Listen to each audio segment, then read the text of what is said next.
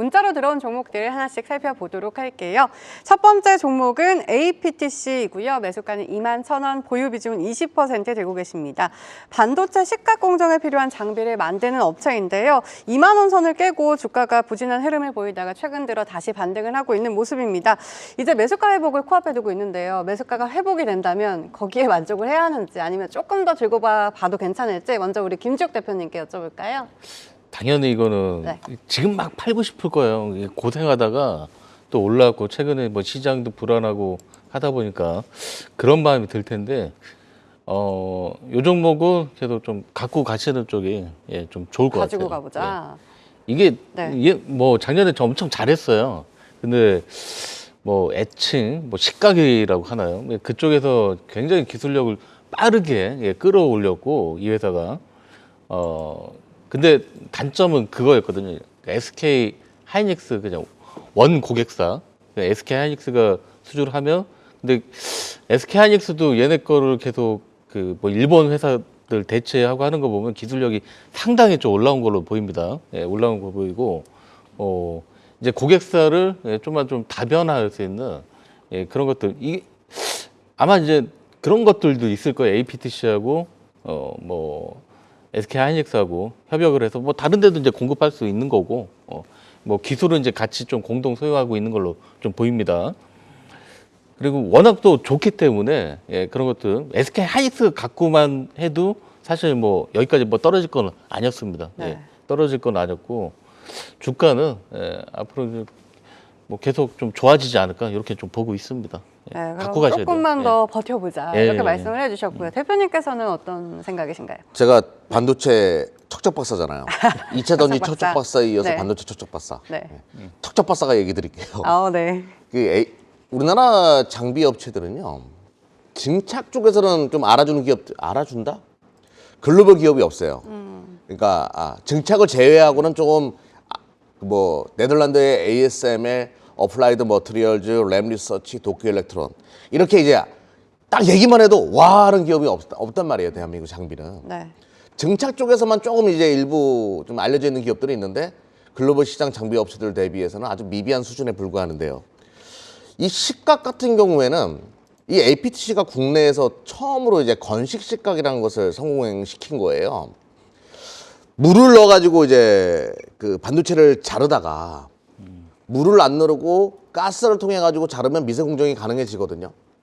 요 장비를 APTC가 국산화를 최초로 성공시켰고 상용화를 시킨 거죠. 대단한 거예요.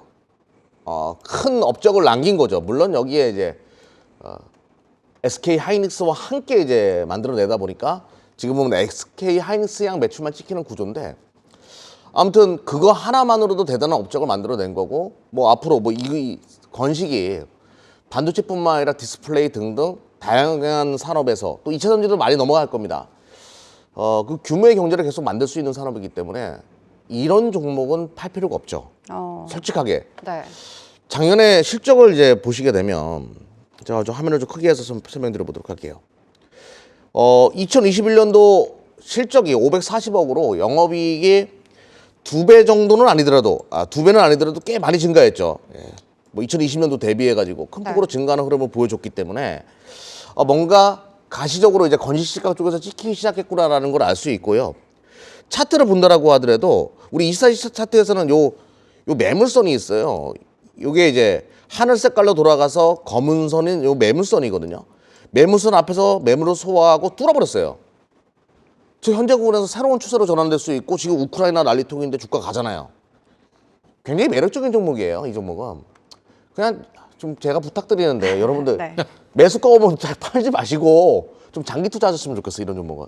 계속 좀 가져갑시다 라고 말씀드릴게요. 알겠습니다. APTC 매력적인 종목이다. 제발 좀 가져가 보자. 이렇게 말씀을 해주셨네요. 참고해 보시길 바랄게요. 두 번째 종목 만나보도록 하겠습니다. 대한항공이고요. 매수가는 35,000원, 보유 비중이 높으세요. 55% 되고 계십니다. 리오프닝 최대 수혜주로 떠오른 대한항공, 치솟는 유가에 힘을 쓰지 못하고 있는 모습입니다. 이 유가 상승이 계속된다면 이에 대한 영향을 받을 것 같은데요. 좀 어떻게 보유를 해야 될지 아니면 종목 교체를 해야 될지 대표님께서 어떻게 보시나요? 뭐 유가가 이제 200불 가고 300불 간다고 보진 않습니다. 네. 그렇게 되면 안 쓰죠. 안 쓰는 거고 자, 뭐 대한항공 참 억울해요. 지금 딱 올라갈 타이밍에 그 리오프닝이나 이런 기대감도 있고 여객이 이제 회복되려고 폼을 잡고 있는데 예, 거기에서 뭐 유가 때문에 뭐 다 글로벌 항공사 다 그래요. 뭐 델타도 그렇고 뭐 지금 다 올라가다가 도로 예, 본 제자리에 좀 왔습니다. 근데도 불구하고 대한항공은 지금 잘 버텨요. 생각보다 훨씬 더 네. 예, 잘 버티고 있고요. 예, 그게 다 이제 앞으로 뭐 이게 뭐 그렇게 오래 갈 거라고 보진 않습니다. 3월 안에 좀 끝날 거라고 보고요. 그럼 빠르게 저 유가나 이런 것들이 안정된다고 하면 다시 올라갈 수밖에 없고, 유가는 그래 다 하더라도 뭐 100불 내외라고 하더라도 옛날에도 100불 시대는 있었어요. 2006년 뭐 7년 막 이럴 때 8년 예, 그때 있었는데 수익 잘 냈습니다. 예, 다 유리활증료로 네. 다 반영이 되고 그 기름값 좀 비싸다고 지금 그 억눌린 그 해외에 나간다는 그런 수요들이 없어지거나 하지는 않습니다. 오히려 더 하죠. 예, 맞아요. 더 내서라도 나가게 되는 겁니다. 예, 그 정도는 뭐 일도 아니기 때문에 다만 이제 지금 계속 이제 그래도 이제 유가에 관련될 수밖에 없는 거는 이제 항공 물류로 이렇게 벌고 있는데 그거는 유가 뭐 유리할증이나 이런 것들을 바로 이제 반영을 좀 못 하거든요. 거기서 좀 이익률이 조금 떨어질 수 있어요. 뭐 그 정도? 예, 그 리스크는 또 여기에 다 반영이 되어 있다. 좀 이렇게 보시면 됩니다. 유가가 안정될 때는 좀 빠르게 반등을 할 것이다. 네, 그렇다면은 뭐 이 종목 계속해 들고 가도 괜찮을까요? 근데 비중이 55%로 좀 높으세요. 55%라고요? 네. 내비 어떻게 뭐야? 해야 좋을까요? 내비- 어떻게 말씀하세요. 예. 저한테 여쭤본 거예요? 네. 그랬군요. 먼저 이제 유가지 얘기 좀 잠깐 할게요. 네. 지금 지정학적 리스크가 대두되면서 유가가 많이 튀었어요. 저는 아주 흥미로웠던 게 오펙이라는 데가 진짜 좀 세더라고요. 여기. 좀 증산을 안 해주나요, 그거? 참 진짜 독하게 나오네. 아무튼 그래서 지정학적 리스크로 인해 가지고 가격이 최근에 급등한 건 사실인데 만약에 지정학적 리스크가 해소된다라고 하면 유가는 안정화되겠죠. 그러면 대한항공은 주가가 빠르게 치고 나갈 것이고, 두 번째로는 물류 관련돼 가지고 얘기 좀 한번 잠깐 해보자고요. 지금 물류 대란이에요. 우크라이나발 악재로 인해 가지고 더 증가된 것 같아요. 이 물류 대란이. 그 실적이 계속 좋아질 것 같아요. 작년에 7천억 원의 영업이익을 찍어냈는데 지금 여객 수요가 거의 마이너스 90% 이상 감소했습니다. 근데 물류 가지고 7천억 원의 영업이익을 4분기 때 찍어냈어요. 엄청난 지금 실적 호전세를 보여주고 있는 상황에서 여객 수요까지 살아나기 시작한다? 뭐 유가 뭐 이 상태로 유지된다라고 한번 합시다. 그러면 유료활동 뭐 할 수밖에 없는 거고, 지금 밀렸던 비즈니스 관련된 업무나 뭐 가족 상봉 등등 많은 사람들이 비행기를 타고서 해외로 입국해야 되는 그런 상황들이 만들어질 거고, 여행객들은 또 폭발적으로 증가할 거예요. 2년 동안 잠겨져서 했던 세계의 빗장이 열린다? 여객 수요 엄청나겠죠. 그 모든 정황들을 바라봤을 때 그냥 이 종목은 가져가는 것이 맞고요. 55%라고 하니까 뭐 물량 추가 얘기는 하지 않을게요. 예.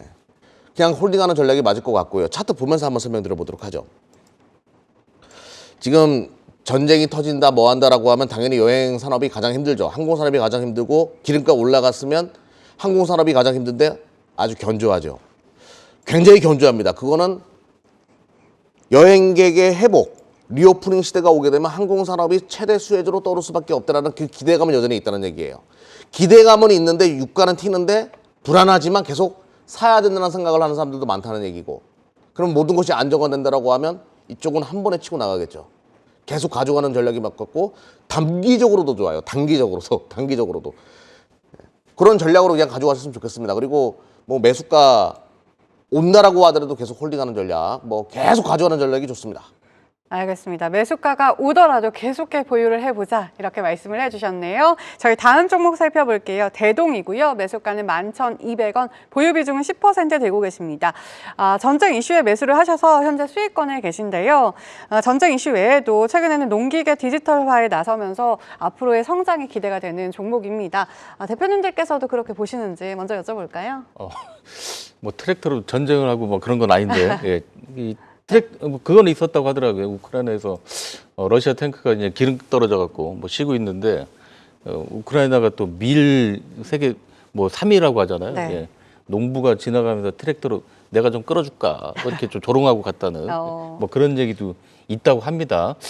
자, 뭐 대동 이게 중소형 트랙터에 굉장히 좀 특화돼 있어요. 그래서 이제 미국에서 또 대박이 났고 미국도 이제 다 기업형이죠. 진짜 뭐 우리나라만한 땅덩이를 거기를 다 이제 뭐 밀을 한다거나 그래도 뭐 대형 트랙터 중심의 시장인데 근데 미국에서도 지금 코로나 이후에 또 은퇴하는 인구들 많아지면서 텃밭 그러니까 미국의 텃밭 하면 사실 뭐 우리나라도 분홍입니다. 분홍. 예. 미국에서 텃밭 정도면 거기는 트랙터 있어야 되거든요. 예. 근데 너무 큰 것도 안 되죠. 그냥 딱 이게 맞는 겁니다. 대동. 작으면서도 힘도 좋아요. 예. 작으면서도 힘도 좋고 디지털화도 이건 블루투스 되고 다 됩니다. 요즘에 나오는 트랙터는 가격 경쟁력도 굉장히 좋고 뭐 앞으로 이게 이제 그 뉴 노멀이 될 것 같습니다. 그런 시장에 유럽에서도 이제 유럽 법인도 좀 많이 좀 올라가고 있다고 해요. 미국뿐만이 아니라 예, 그러면 뭐 대동은 뭐 작년에 많이 성장했는데 올해도 그 성장세는 좀 유지하지 않을까 좀 그렇게 보고 있습니다. 좀 갖고 가셔도 예전에 뭐 작년 고점 뭐 15,000원도 가고 했었는데 그 정도는 충분히 다시 한번 갈 수 있을 거라고 봅니다.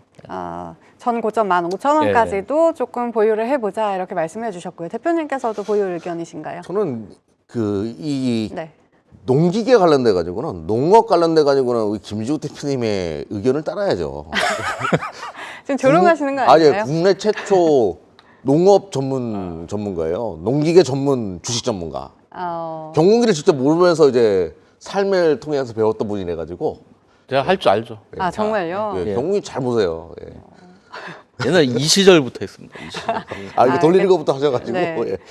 근데 저도 대동 좋아해요. 그러니까 요만한 그러니까 큰 트랙터가 아니에요. 조그만 트랙터인데 기술력이 굉장히 좋은 트랙터를 이 브랜드도 있어요 미국에서. 브랜드가 인기가 정말 많아가지고 그리고 앞으로 뭐 농업 산업이 가장 전도 유망한 산업이 될 것이다. 뭐 이런 얘기도 나오고 또 자율주행 트랙터도 이제 구글이랑 같이 협업해서 만들거든요. 엄청나죠. 네. 그만큼 알아주는 기업이기 때문에 한국형 히든 챔피언으로도 유명한 기업이고 실적도 계속 증가하고 있고 뭐 작년 실적 대비해서 370억 정도 영업이익을 찍었는데 시가총액이 3천억이 안 되니까 좀 싸다라는 생각도 들고 이래저래 가져가는 전략이 맞겠고요. 차트 보면서 한번 설명드려보도록 하죠. 자, 24시 차트에서 이게 보시게 되면 점진적으로 추세를 타고 있는 상황에서 살짝 기간 요정으로 넘어왔는데요. 이런 자리에서 파는 게 아니에요. 여기서 터지게 되면 큰 시세가 또 나올 수도 있거든요. 그래서 그냥 저는 이 종목은 계속 들고 왔으면 좋겠고 올해 어닝 서프라이즈로 또 연결될 수 있기 때문에 네. 곡물 가격이 올라가고 있기 때문에 올라갔던 부분이 있기 때문에 뭐 이래저래 실적이 좋을 수밖에 없을 것으로 파악이 됩니다. 이것도 좀 또 있지. 또 이상 소리 할 것 같아가지고 그냥 장기 투자하셨으면 좋겠어요. 그냥 네. 한 2, 3년 그냥 쭉 그냥 가져가는 전략. 좀 그렇게 좀 투자하셨으면 좋겠습니다. 알겠습니다. 곡물 가격 상승에 대한 기대감까지 있기 때문에 좀 2, 3년까지 좀 길게 가져가 보자 이렇게 말씀을 해주셨네요.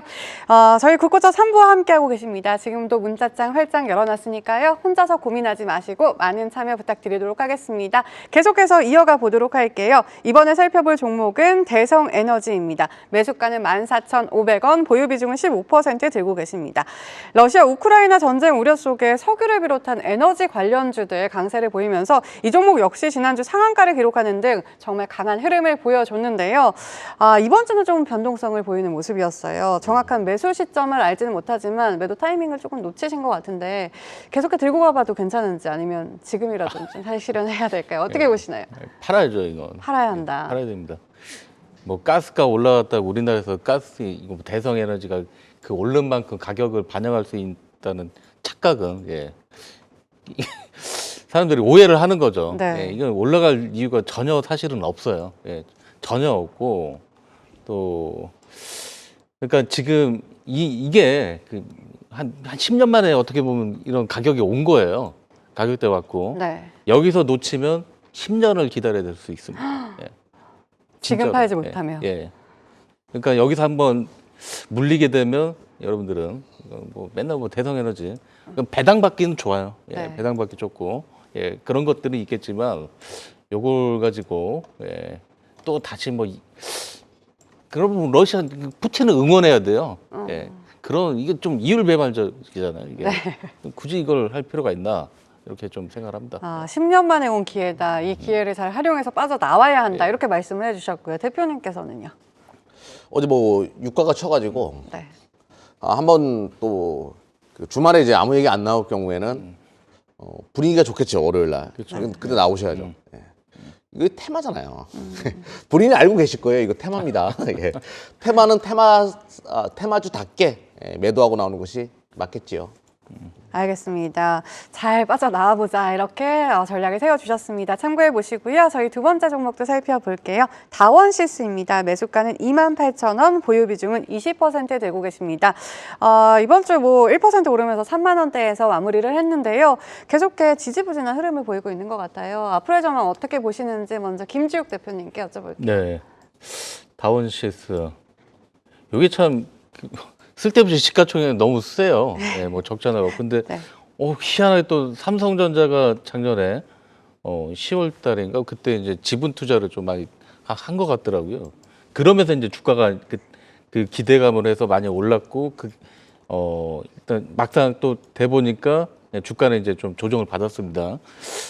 근데 조정 받은 폭은 일단 고점들이 그렇게 크진 않아요. 또 안 빠지고 있습니다. 한 3만 원대에서 거기에서 계속 좀 안정적으로 좀 뭐 시장이 안 좋음에도 불구하고 오히려 뭐 굉장히 이제 시장 대비해서는 선방을 하고 있다.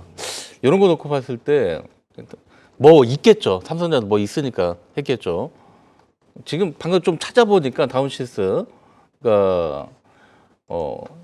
삼성전자의 어떤 그 공정에서 그 수율을 한 20% 정도를 끌어올릴 수 있는 기술이 있다고 해요. 예. 그 20%를 끌어올리기는 삼성전자가 만약 그 이제 다운시스하고 그거를 성공을 하게 되면 이거는 뭐 수조 원의 가치가 있는 겁니다. 삼성 입장에서는 수조 원이 뭐예요? 뭐 장기적으로는 뭐 몇십 조의 이익을 가져다 줄 수 있는 그런 수율 뭐 1% 올리려고 뭐 몇천억 투자하고 막 그러고 있는데 그래서 그런 것들 뭐 실제 뭐 양산 단계도 있다고 하네요. 그런 것들 보면 뭐 다운시스 괜찮은 것 같고 그리고 또 이번에 이제 뭐 자회사를 그 메디칼 쪽 자회사를 이제 또 상장을 좀 추진을 하는 것 같더라고요. 근데 적자 회사예요. 그런 것들을 좀 털어버리는 게 차라리 낫습니다. 적자로 그러면서 상장해서 이제 털어버리고 이게 그것 때문에 또 적자가 또 많이 난 것 같아요. 작년에 보게 되면 상장시켜서 오히려 또 이제 거의 좀 지분도 자금 또 확보해서 다른 데 또 투자할 수 있는 지금 잘 되고 있는 쪽으로 투자할 수 있는 그런 여력이 되기 때문에 뭐 지금 좀 견뎌볼 만할 것 같아요. 지금은 버티는 쪽으로. 네, 조금만 더 버텨보자 이렇게 말씀을 해주셨고요. 대표님께서는요? 이 다원시스가 뭐 철도부터 시작해서 원자력, 뭐 핵융합, OLED, 뭐 메디칼 다 원해. 모든 사업 다 원해 다원시스. 그렇네요. 그런 기업인데요. 일단은 저도 최근에 주가가 무너져야 되는데 안 무너지는 거 보고 너무 신기하다는 생각을 좀 많이 했어요. 이럴 경우에는 10초 팔고 뭔가 내용이 있다는 거 보시면 될 것 같고 하지만 20%로 갖고 있으니까 20% 맞죠? 포트비죠. 32,000원대 차트를 보시게 되면 32,000원대 매물이 진짜 많아요. 쫙 깔려 있습니다. 이제 일목을 이제 안 켜서 그렇지 일목상 매물이 좀 있기 때문에 32,000원 넘어가게 되면 일단 절반은 줄여놓고 한 10% 가지고 뭔지 모르겠으니까 한번 가져가 보자. 이렇게 말씀드리겠습니다. 알겠습니다. 역시나 조금 들고 가보자 이렇게 말씀을 해주셨습니다. 다음 종목 만나보도록 할게요. 키스트이고요. 매수가는 11,200원, 보유 비중 20% 들고 계십니다. 이 종목은 엔터테인먼트 측면에서 보면 리오프닝 관련주 또 콘텐츠 측면에서 보면은 뭐 코로나 메타버스 관련주로도 바라볼 수 있을 것 같은데요. 허나 주가는 크게 변동성을 보이지 않는 것 같습니다. 좀 종목 교체가 필요할지 쭉 들고 가도 괜찮을지 어떻게 보시는지 먼저 김지욱 대표님 말씀해 주세요. 지금 드라마 요즘 뭐 K 드라마 좀 굉장히 좀 인기잖아요. 키스트는 또 배우 중심입니다. 네. 배우 중심 그 엔터 쪽이고 뭐 그래서 올해 그 키스트가 이제 자체적으로 또 뭐 넷플릭스 이런 데 공급하는 게 또 몇 개 기다리고 있더라고요.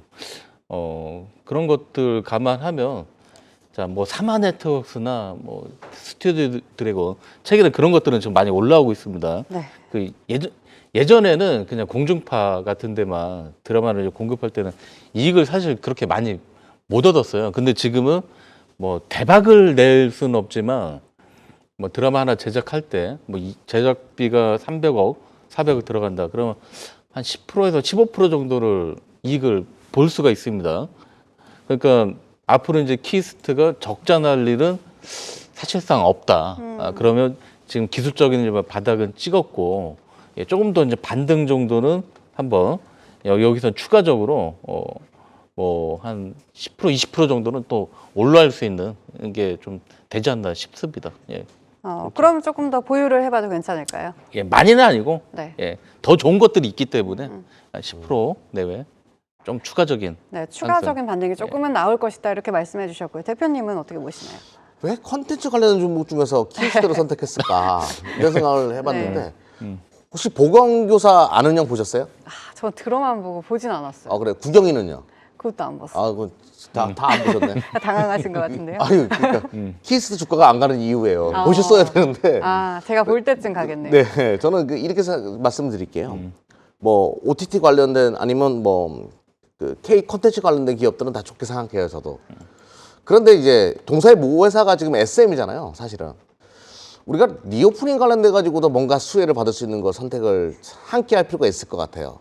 그래서 저는 키스트만 가지고 가지 말고 한 절반 정도 떼가지고 SM도 같이 가지는 건 나쁘지 않을 것 같고요. 아니면 그 아티스트가 가수 아티스트를 가지고 있는 공연 아티스트를 가지고 있는 대한민국 이제 그 엔터 4사 있지 않습니까? SM, 뭐 YG, JYP, 뭐 BTS 가지고 있는 하이브 뭐 이렇게 이제 그쪽이랑 반반 섞어서 가지고 것도 나쁘지 않을 것 같아요. 그래서 리오프닝 관련돼 가지고도 함께 준비하는 전략으로 가져갔으면 좋겠다.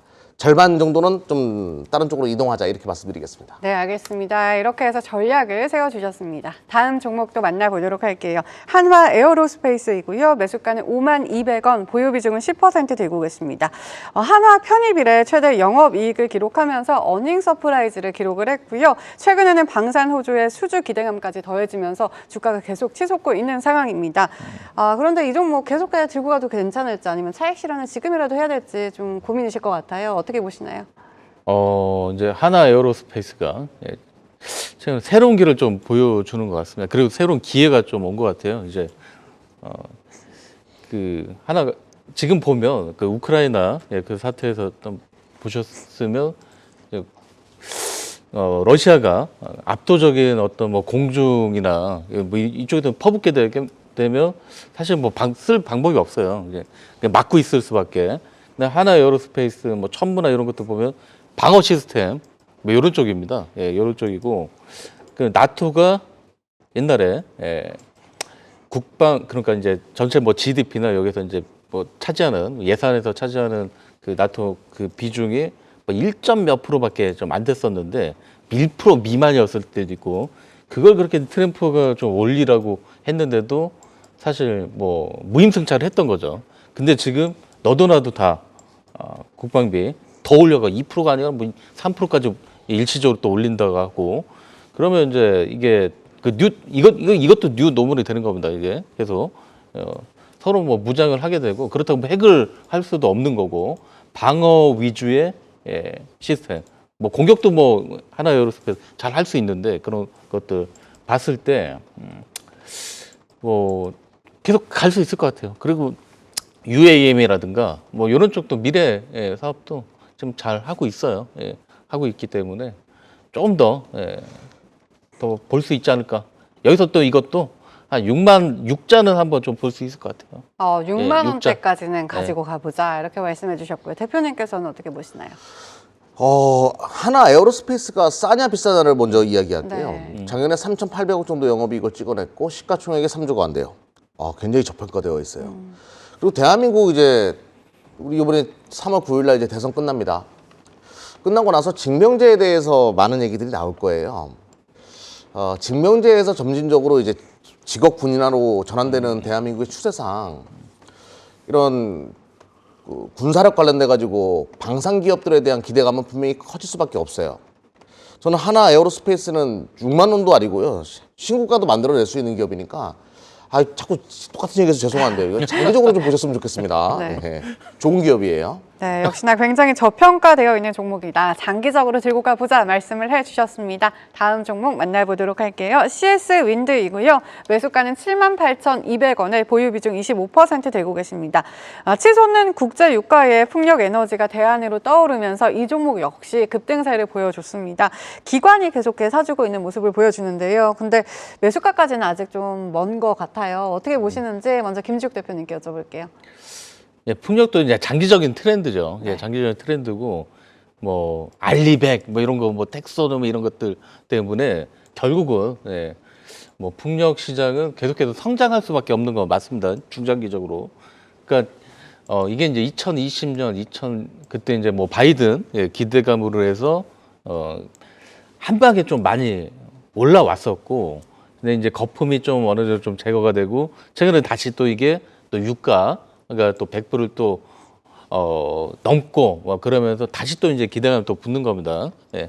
그러니까 뭐 CS 윈드는 대표 종목이에요. 예. 실적도 가장 잘 나고 이제 해상 풍력이나 이런 쪽에서 가장 또 잘 할 수 있는 회사고 글로벌한 회사입니다. 뭐 지라든가 뭐 이런데 다 뭐 CS 윈드 타워나 이런 것들을 쓰고 있고 하기 때문에 지금은 올라온 거는 유가 때문에 올라온 게 맞지만 이미 이제 바닥은 찍었고 추세는 조금 더 반등 추세는 좀 이어질 거라 보고요. 뭐 탈출할 수 있는 기회는 분명히 좀 줄 것 같습니다. 탈출을 예. 할 수 있겠다. 매수가까지는 올라온다 이런 말씀이신 것 그 정도, 같고요. 예. 대표님께서는 어떻게 보시나요? 우리가 그 2007년, 2008년도 유가 막 칠 때 그때 OCI 뭐 이런 것들 그렇죠. 태양광 관련해서 좀 같이 올라갔거든요. 네. 유가가 이렇게 막 올라가 버리면 이거 신재생 에너지 봐야 되는데 이런 분위기가 만들어져요. 그 수혜주로 최근에 올라오고 또 실적도 점진적으로 좋아지고 있는 기업인 건 맞는데 문제는 작년에 너무 많은 사람들이 좋다 했어요. 그렇죠. 네. 예, 그러다 보니까 매물이 엄청나게 쌓여있어요. 얼마에 쌓여있냐? 일목균형으로 제가 지금 확인을 해봤는데 저희 차트 가지고 한번 설명 드려보도록 할게요. 이 주봉으로 딱 보게 되면 76,000원대 정말 많이 쌓였습니다. 여기 구간을 돌파하기는 굉장히 어려워요. 일단 76,000원 정도 오게 되면 물량을 줄여놓고 대응할 필요가 있겠다. 여기 1년 동안의 매물이 엄청나게 쌓였습니다. 76,000원 정도만 오게 되면 일단 물량을 줄여놓고 차후의 흐름을 대응해보자라고 말씀드리겠습니다. 네, 알겠습니다. 이렇게 CS 윈드에 대한 전략 세워주셨습니다. 다음 종목 만나보도록 할게요. 두산 밥캣이고요. 매수가는 46,600원, 보유 비중 20% 들고 계십니다. 이 종목 앞으로 어떻게 보시는지 바로 여쭤보도록 할게요. 김지욱 대표님. 네.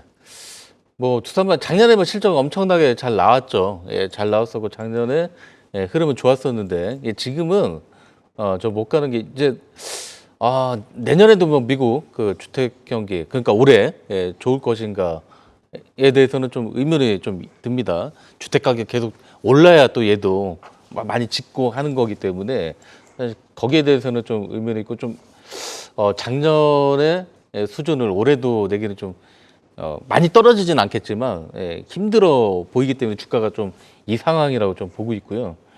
뭐 장기적으로 좀 갖고 가기보다는 뭐 이것도 뭐 지금 워낙 조정 구간이 좀 길었기 때문에 매수가 기회는 와요. 얼마 되지도 않고 매수가 기회는 오는데 그때 좀 종목 교체하세요. 알겠습니다. 대표님께도 짧게 여쭤볼까요? 네, 짧게 답변 드릴게요. 4만 원 정도 오게 되면 매도하시고 다른 섹터가 주도주가 될 가능성이 높으니까 피크아웃 논란에 벗어날 수가 없어요. 4만 원 정도 오게 되면 매도하고 다른 종목 보자라고 말씀드리겠습니다.